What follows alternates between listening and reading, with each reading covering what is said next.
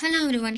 1000 கோடி ரூபாய் வசூல் உறுதி. சாதனை படிக்க போகும் சூப்பர் ஸ்டார் ரஜினிகாந்தின் படம். வாங்க நேற்று பார்க்கலாம். லோகேஷ் கனகராஜ் இயக்கத்தில் ரஜினிகாந்த் கூட்டணியில் பிரம்மாண்டமாக உருவாகி இருக்கும் திரைப்படம் தான் கூலி. இந்த படத்தை சன் பிக்சர்ஸ் நிறுவனம் தயாரிக்க அனிருத் இசையமைச்சிருக்காங்க. இதுவரை இந்த படத்தில் இருந்து வெளிவந்த பாடல்கள் மக்கள் மத்தியில் நல்ல வரவேற்பை பெற்றிருக்கு. இந்த படத்தில் ரஜினியுடன் இணைந்து ஸ்ருதிஹாசன், சத்யராஜ், உபேந்திரா, சௌபின் சாஹித், நாகார்ஜுனா என உச்ச நட்சத்திரங்கள் பலர் நடிச்சிருக்காங்க.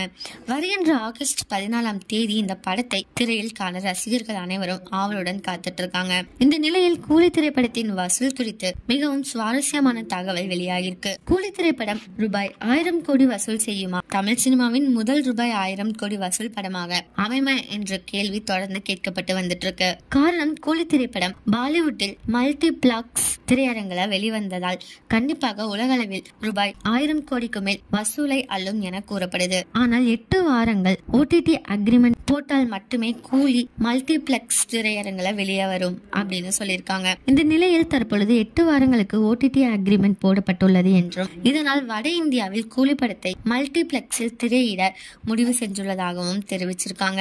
இதனால் கண்டிப்பாக உலகளவில் ரூபாய் 1000 கோடி வசூல் செய்து கூலி படம் சாதனை படைக்கும் அப்படின்னு கூறப்படுது. உங்கள யார் யாரெல்லாம் கூலி படத்தை பாக்குறதுக்கு ஆவலா காத்துட்டு இருக்கீங்களோ அவங்களா கமெண்ட்ல சொல்லுங்க.